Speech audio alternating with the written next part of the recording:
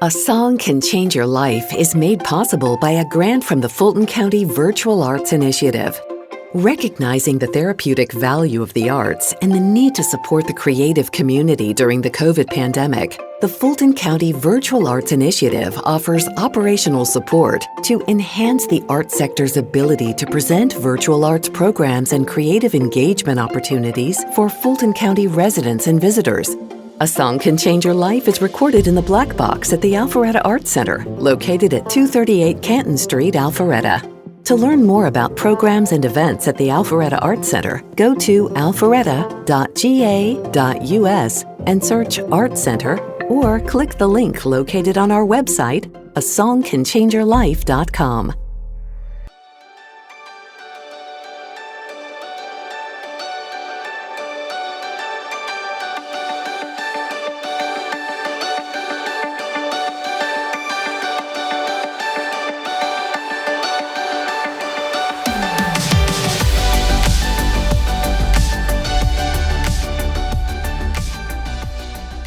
Hey everybody, welcome to A Song Can Change Your Life, a podcast where we talk with one songwriter one-on-one about one of their songs. My name is James, and we're coming to you today from the Alpharetta Arts Center Black Box in beautiful downtown, awesome Alpharetta, Georgia. And my special guest today is singer-songwriter Kyshona Armstrong. Kyshona, I met a while back when she did shows with Home by Dark. I became a fan of her music, and she's full of energy and joy and passion. She is truly one of the best performing songwriters I know of in America today. And if you don't know her music already, I promise you, by the time we're done today, you're going to be a big fan. And over there is Kyshona. And the best way I know, before we get talking about her song that we're going to zero in on today, the best way to get to know Kyshona is by listening to Kyshona. So you're on for a real treat. Please welcome my friend, Kyshona Armstrong.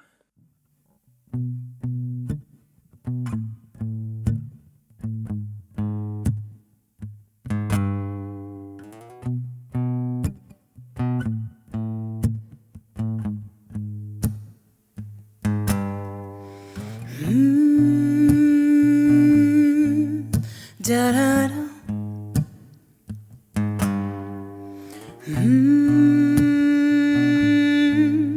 Da da da. Why you gotta interrupt when I'm not done talking? I need you to keep it shut. This ain't up for discussion.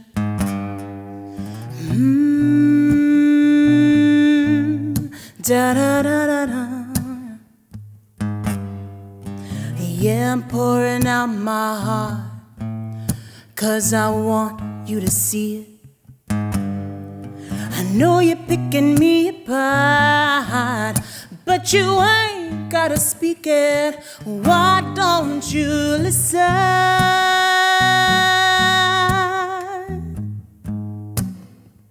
Why don't you listen?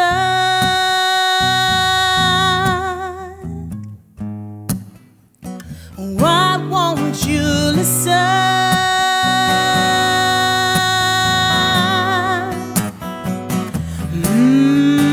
Yeah, I know you wanna help, but you're deaf to the mission. Even when you see the hand I'm dealt, you pretend it's my decision. Don't try and say that our struggle's the same.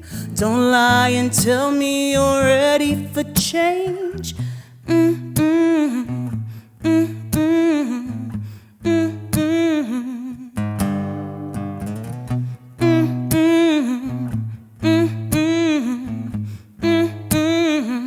Why don't you listen?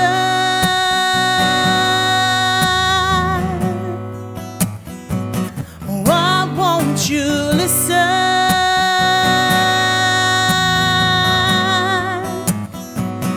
Why don't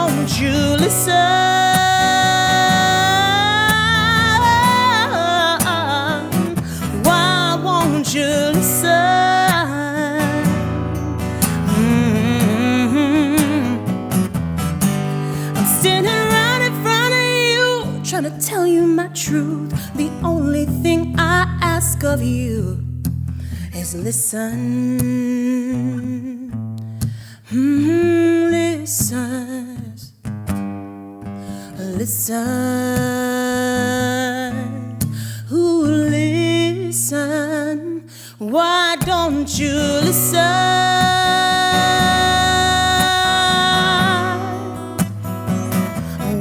Won't you listen?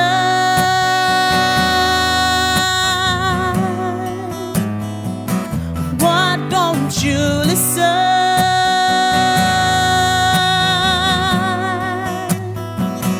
Why won't you listen?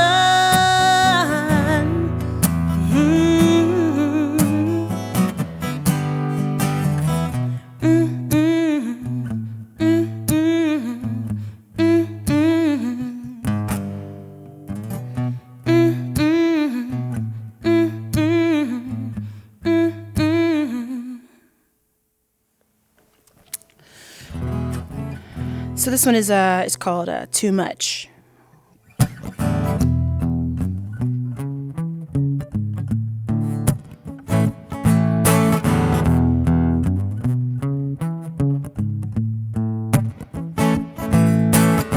Been on the subway waiting for your luck to change. Second guessing the choices that you made. How you gonna keep on, keeping on when you feel beaten down and your money's all gone? How you keep on, keeping on, keeping on? Sure, it's too much. Oh, your luck is about to change. Yeah. Sure, it's too much. You've got more bend before you break. Sure, it's too much. Yeah. All of the signs are telling me that I'm running out of time, but I gotta tell you, this weight is too much, too much, too much. Ooh, just too much, yeah, too much, too much. Ooh, yeah. There's only so much that one poor soul can do. Yeah, yes, only so many times you can play to an empty room. Yeah. How you gonna keep on, keeping on when you feel beaten down and your money's all gone? How you keep on, keeping on, keeping on when sure it's too much? Oh, your luck is about to change. Yeah. Sure it's too much. You've got more bend before you break. Sure it's too much, yeah. All of the signs are telling me that I'm running out of time, but I gotta tell you, this weight is too much, yes.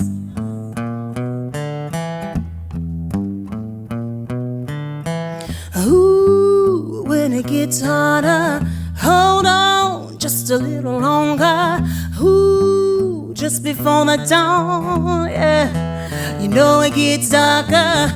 Ooh, when it gets harder, hold on just a little longer. Ooh, just before the dawn, yes. You know it gets darker. Ooh, when it gets harder, hold on just a little longer. Ooh, and just before the dawn, yeah. You know it gets darker, darker, darker. Ooh, sure too much. Hold on, your luck is about to change.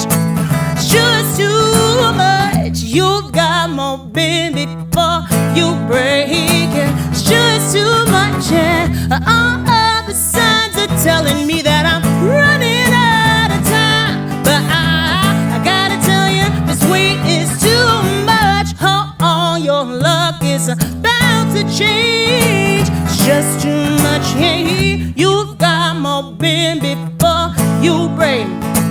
Just too much, yeah. All of the signs are telling me that I'm running out of time, but I gotta tell you, this weight is too much, too much, too much. Ooh, said it's just too much, yeah. It's too much. that is just too much. That's ridiculously great. Oh my goodness. Man, I miss singing that one with I usually have two vocalists singing with me on that one. If I could sing like that, I would just sing all the time. Play some more. Oh my goodness. Yeah, I've been battling with this one lately. Is it okay to tell stories? Please, absolutely, cool. yeah. I didn't realize. Okay. So this is a song I actually wrote with Jen Bostic, who introduced me to you all, Home by Dark. Yeah. And Jen and I wrote this with our friend Maureen Murphy, who also sings with me in the vocal trio that I have. But, the few months that I was able to tour this album, this song is called Fallen People. But I think about this book that I read. A supervisor gave it to me back in the early 2000s when I was doing music therapy. And it's called The Four Agreements. And there's a story in The Four Agreements which is about, how we are all walking around with these wounds. They're invisible. Nobody can see them, but they're big and gross. And they're very sensitive to touch. And they're just ooey and gooey and gushing with mess, all of our mess. And every now and then we might accidentally bump into somebody's wound. We might walk past them and brush on a wound. We might poke at a wound and not even realize it. But all we experience is they're lashing out. But the fact that we're all carrying these wounds that sometimes somebody may touch on and it triggers us in some way to react. And if we can just remove this lens that we have and realize everybody's got something they're carrying around. We're all hurting. We're all fallen people. We've fallen somehow in some way.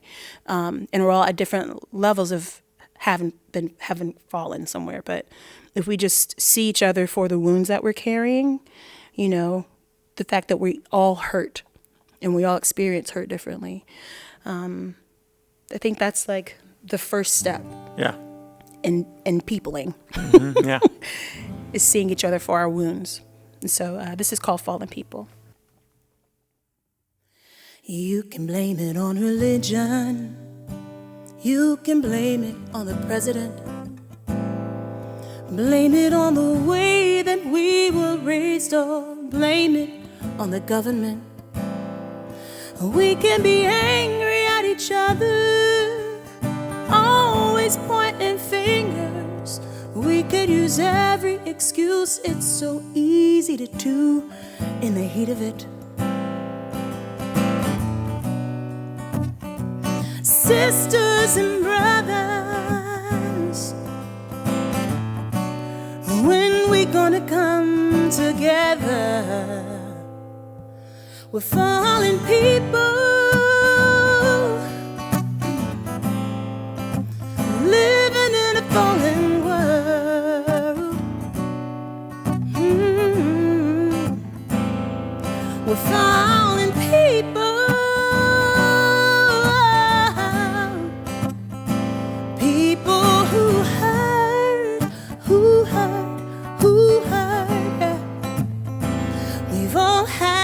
Moment, we've all fallen a little short. Isn't there something you wish you could take back? Something you're fighting for? Look down the street, somebody's in need. Guns and bombs are going off. Tell me, what's it all for? Sisters and brothers, when we gonna come together? We're fallen people, living in a fallen world. Ooh, we're fallen people.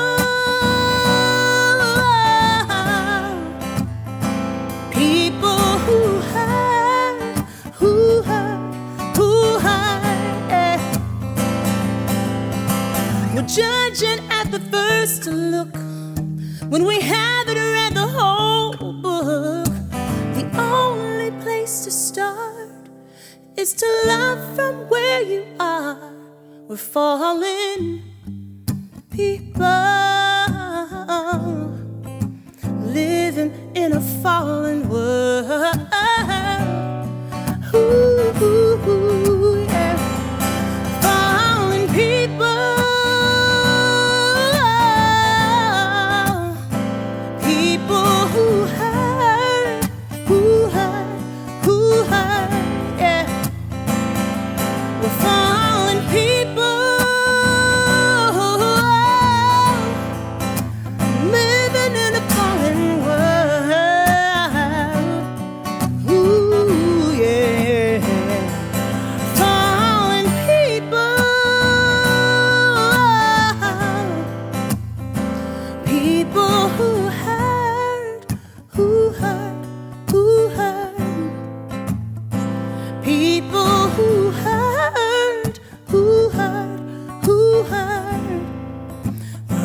just people who heard, who heard, who heard.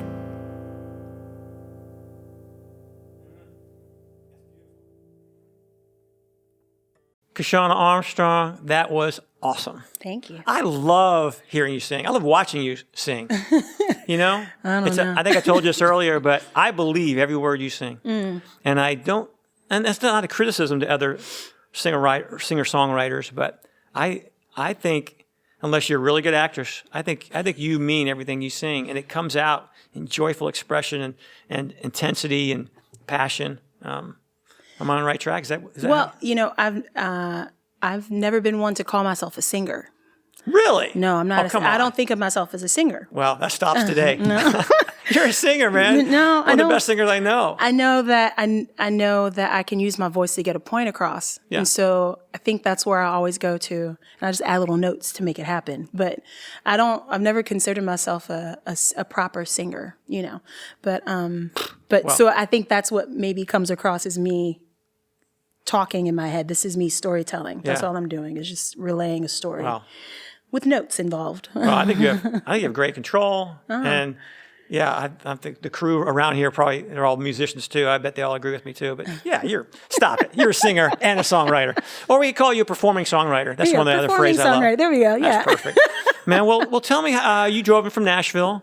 Tell me how you're doing. I know Nashville, when COVID hit, the whole music industry has been hit hard. Yeah. And Nashville, especially hard. So tell me just how you're doing. Yeah, I'm okay. I think Nashville is a little shell shocked. You know, before COVID hit, you know, right before we had the big tornado that came through. Oh, yeah, that's right. And so everybody was really shell shocked from that, and everybody was rushing in to help. So it was just, you know, too many people, to be honest. They had to turn volunteers away from everyone that was coming in to help clean up debris, take trees down, and you know, help people save what they could save from their homes. And then the following week, it was like, now go stay away from each other. You know? That was strange. Yeah. So it was this, like, you see buildings torn down, you see your favorite businesses, your friends' businesses that have been torn apart, but you're being told you can't go help. You know, everybody stay indoors. And then, you know, musicians are told we can't do the thing that has always been our salve, which is to go and speak and bring peace to the masses through song, you know, being able to create in the ways we're used to being able to create. And, you know, we had a big storm come through yesterday, and I just realizing the town is, again, shell-shocked. Everybody's response was like, not now, you know, high alert, which I think is just the way this year has kind of gotten everybody. Everybody's on high alert. Yeah.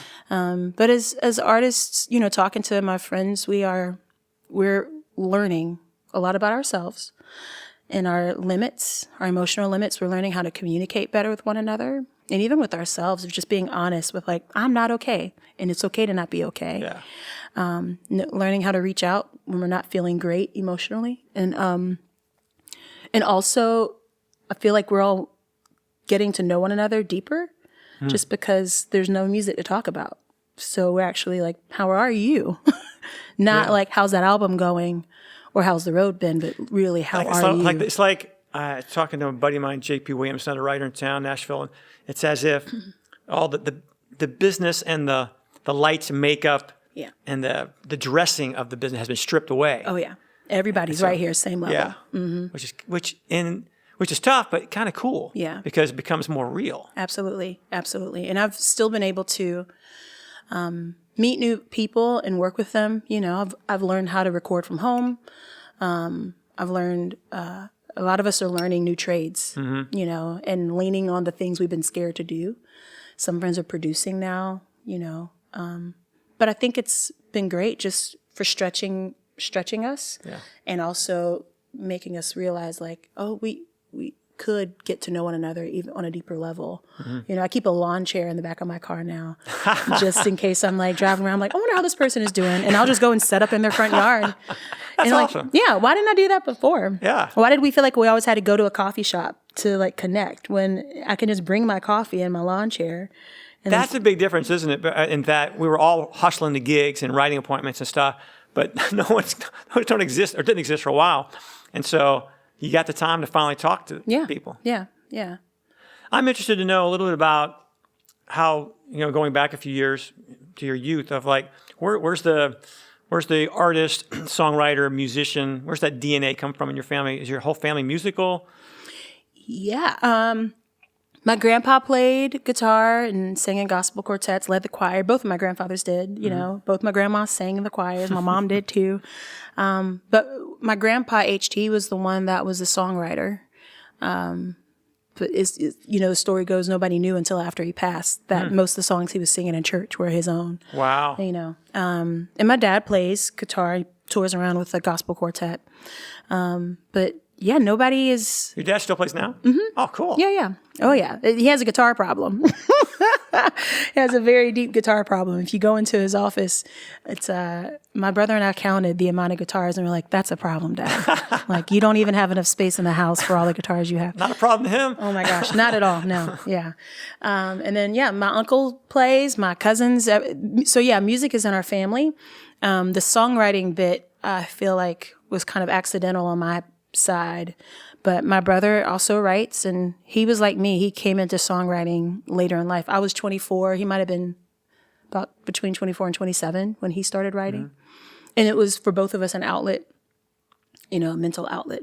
Just life was a little heavy. What was the sort of pivot point for you of saying, yeah, I am going to try this? Or was it an event? Or is it just one day you said, I can actually sing my own stuff?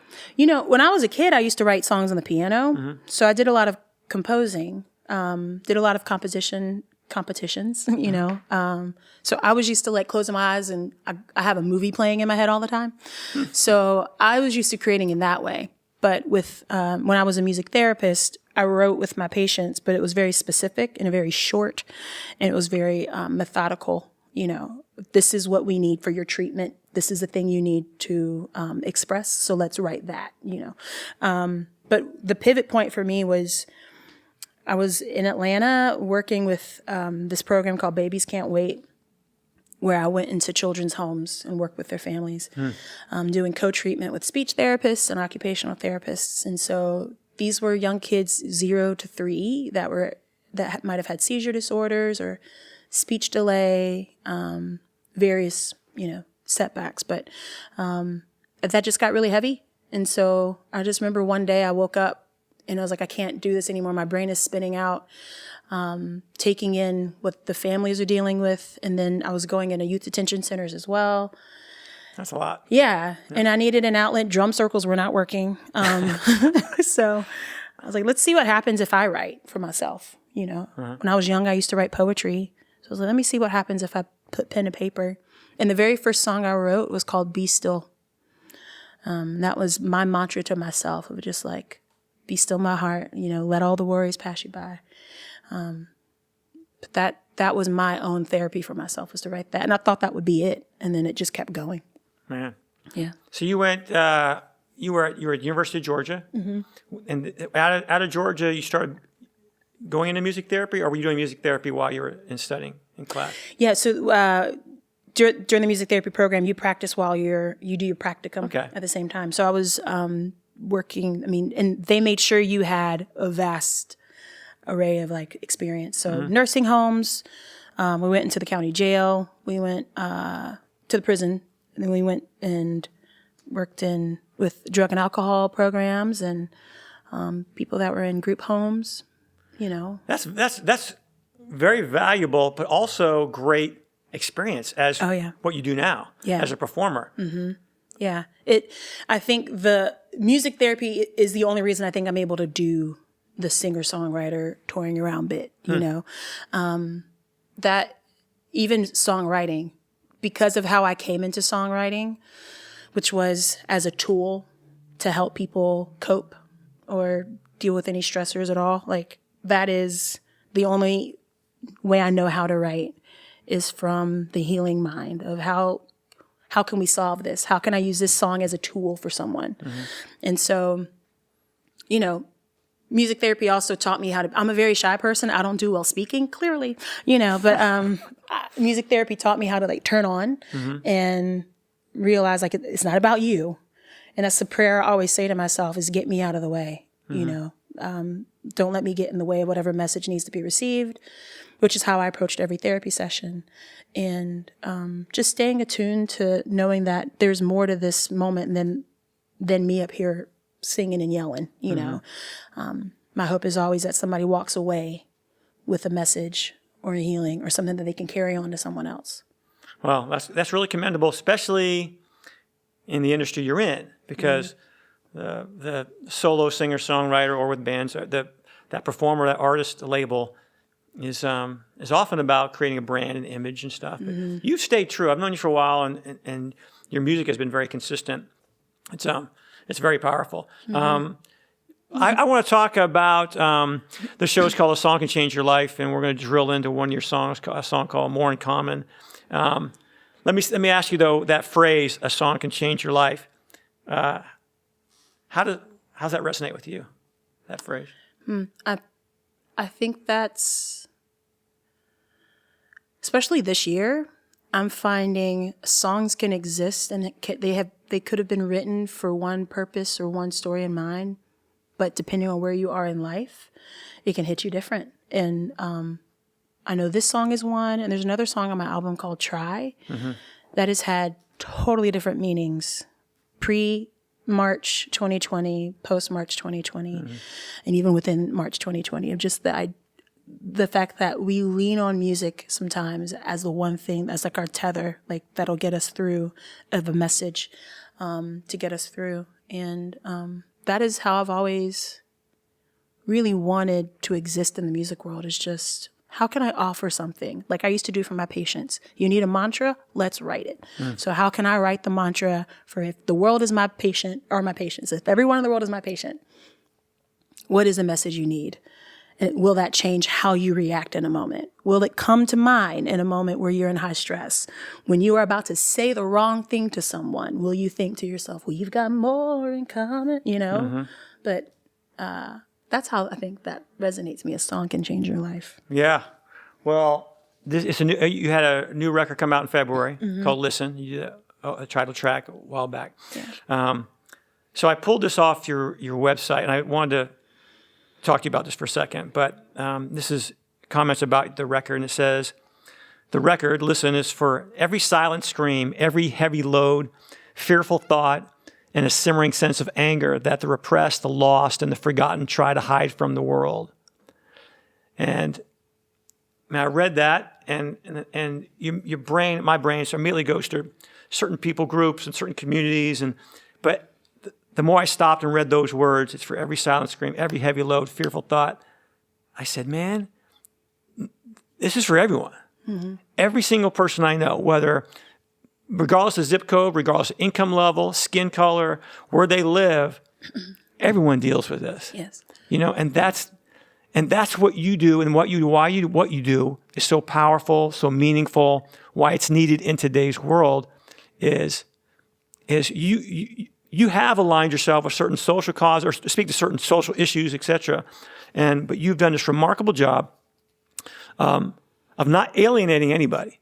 Is that even if someone doesn't agree with you about a particular issue, they still like Kyshona, because you respect them and you speak to it in your music that, hey, we are all the same. We all have so much in common, and we got to get past all this other stuff, this junk, and realize, man, that's everybody. Yeah, you know, when a lot of the places I get my fodder, I still have to go into the dark spaces. So I'll go into the women's jail in Nashville and teach songwriting. I still go to nursing homes and see those that are not able, especially now, not able to see their families. I'm still interacting with the parts of society that are at the edges, that people don't get to see. Working with the homeless, working with those that are in shelters. And that's where I'm getting these songs from, a lot of it. And what's been, I think, blatant to me over the years of touring is that I'll take a song that I wrote for someone or with someone that was behind bars, sing it in a bar or sing it in a listening room, and somebody will come up to me and be like, that song hit me. Not realizing who started the message of that song or where it started, what the origin of that song, was. And I think that's what's been, like, even with the song Listen, you know, it starts from one person. Like, it sounds like it's a conversation between one person, but in truth, it's a global thing. Why aren't we listening to one another, you know? Stop talking and just sit back and listen. And when you truly listen to someone, you are able to hopefully be able to put yourself in their shoes.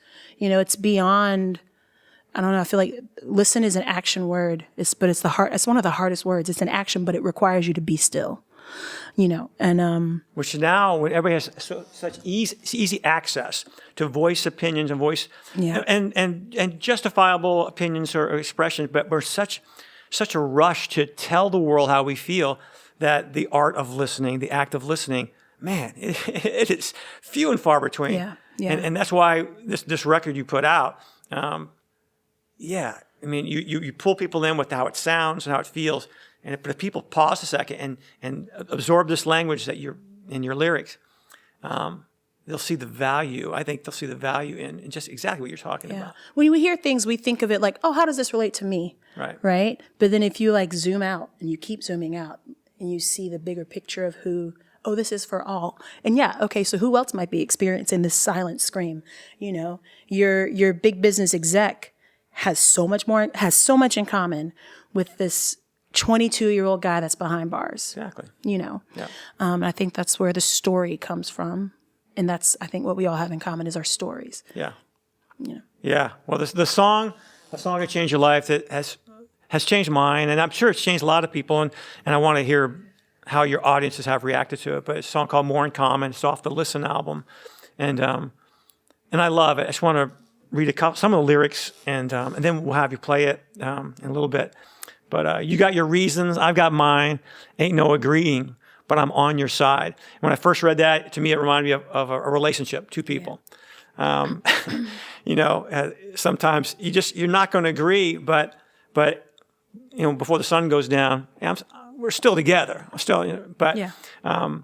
I can't hear your heart over the screaming crowd. Ain't that the truth? Yeah. We've said awful things, but I'm still choosing you. I'm actively choosing you.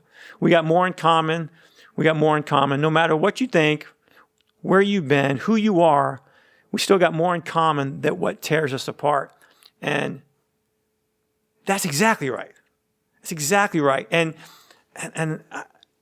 it's so obvious to me, but it doesn't seem obvious to a lot of what I see the world talking about. But there is so much in common between the poor around the world in this country, and a rich executive. You know, because as human beings, we feel these things very deeply, hurt and fear, but that no one's listening to us, or that we're trapped. You know, it's universal. Yeah. And you're singing to it. Yeah. Tell me how that song came about, the inspiration for it came about. Was it a co-write? But just sort of the genesis of that particular song. So I wrote that with Simon Gugela, who I've written a good bit with. I feel like all of the songs, like I wrote my song Same Blood with him as well. Mm-hmm. You know, and Simon's really good at doing the zoom out thing, you know. But we're definitely thinking about how a lot of the tension that we see in this world, it's a relationship. It's like a relationship. And if we were to treat every person as if this is a one-on-one relationship, that's where it starts. I feel like that's where change can start, is on like person to person.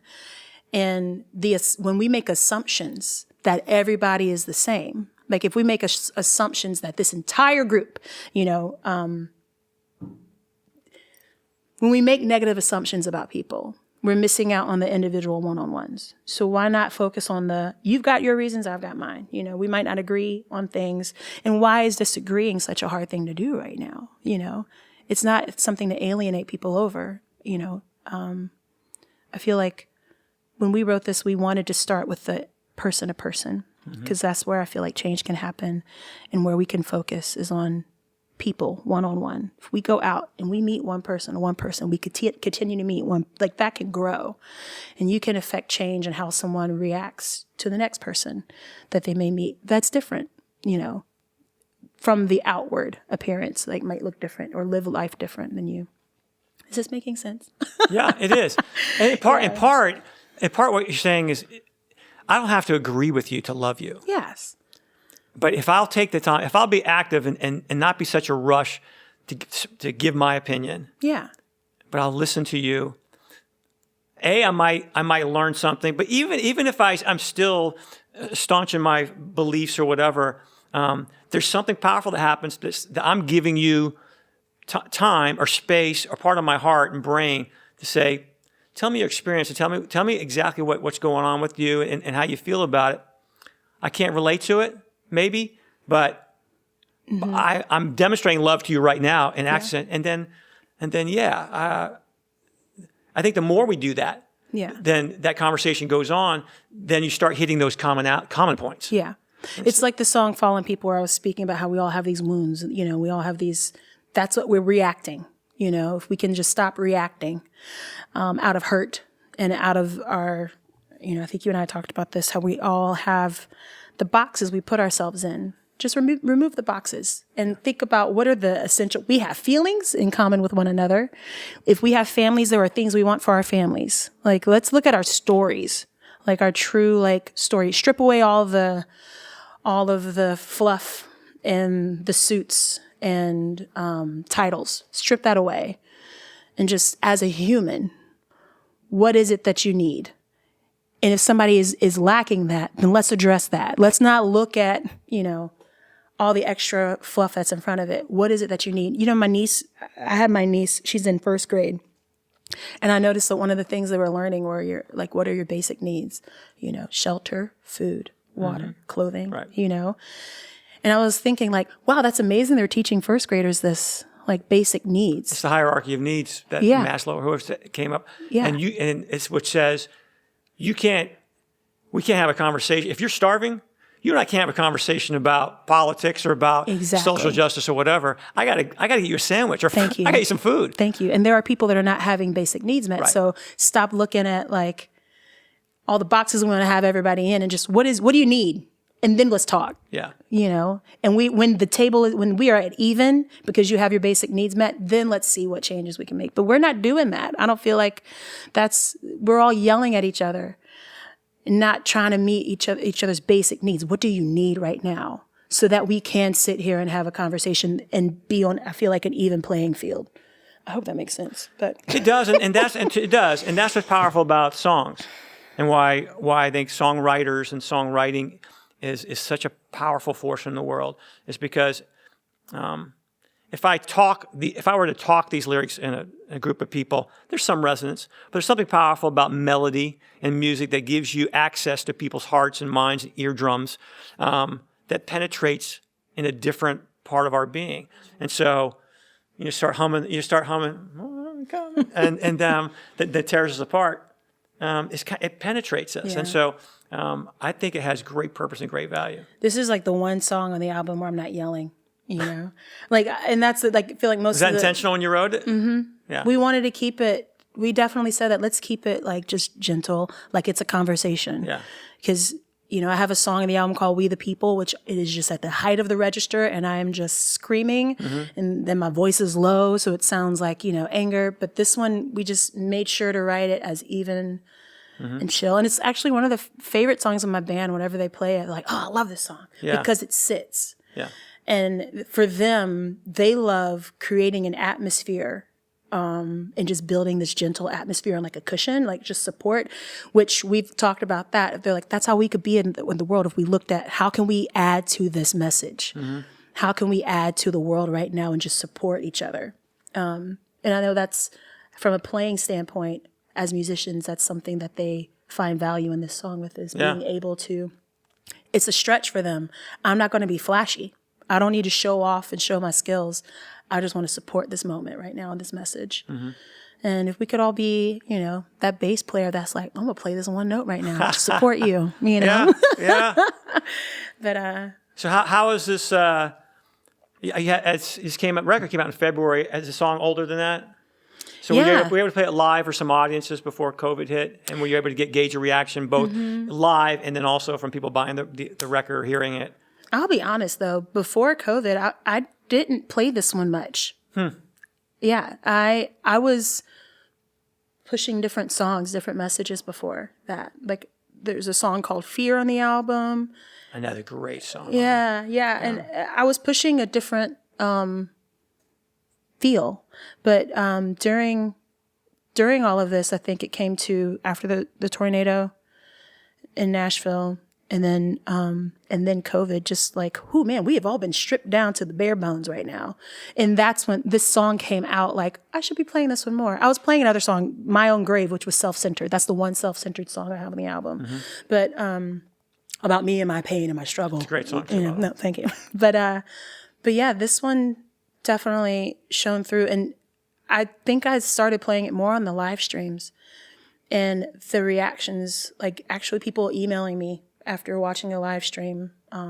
We even did it for Lost River Sessions in Kentucky. And that was one where the audience came out and were like, this song more in common, you know, which I was like, really? That one? But I think because I started ending my shows with that to leave everybody in this like cushion. I was just like, I used to end my shows with the screaming of same blood and have everybody joining in this like, you know, we all bleed the same blood. Right. Same message, but it's a nice little bed. Yeah, and with the world screaming right now, this is the whisper. Bring it close. To get your attention. Something that I learned in training as a therapist was like, especially with kids that were in having an episode or having, you know, a very reactive moment, was just to get smaller and be quiet. So I think that's how I've always kind of been. When there's chaos around, how can I be quiet? Yeah. How can I be as small as possible and just speak softer?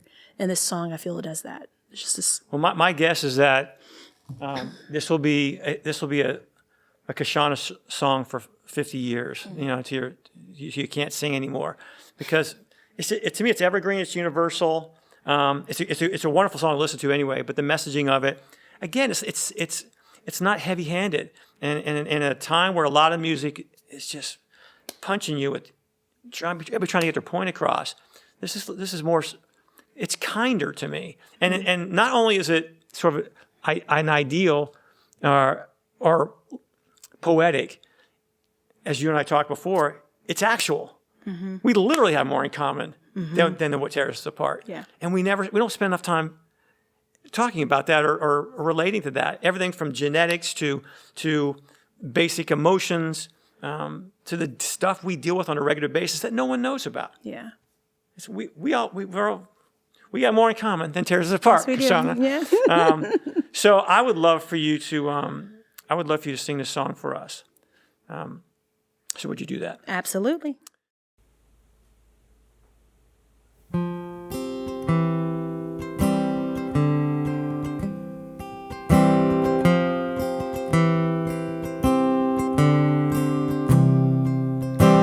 You've got your reasons, and I've got mine. Ain't no agreeing, but I'm on your side.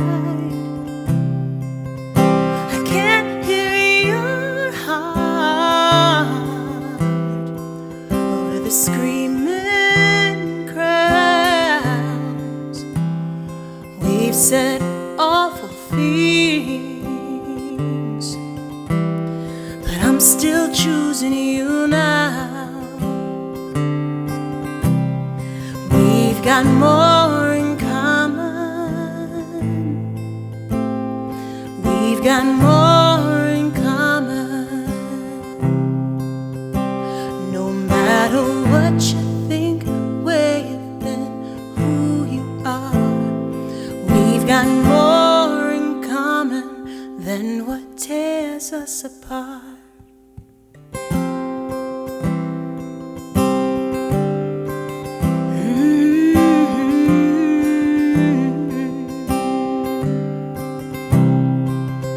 Second chances, they don't come every day. They're like sun in Seattle.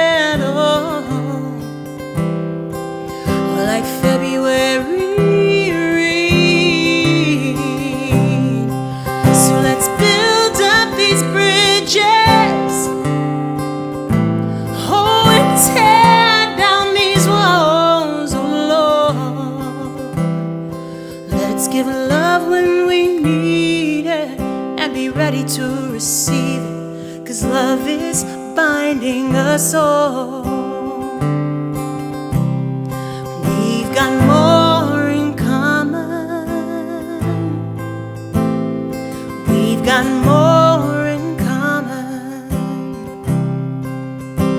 No matter what you think, where you've been, who you are, we've got more in common than what tears us apart. Na na na na na na na.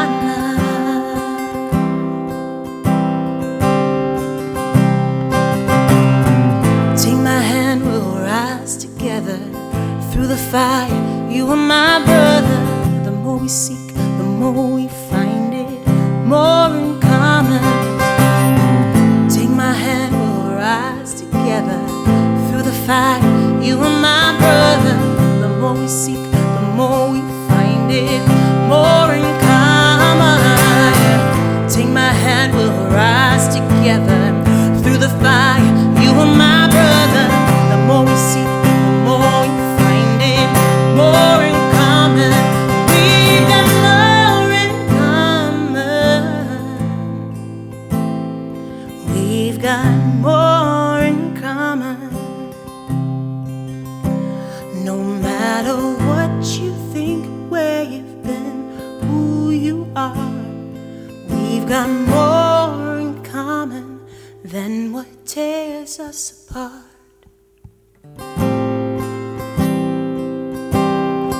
Na na na na na na na na. Na na na na na na na na. Na na na na na na na na.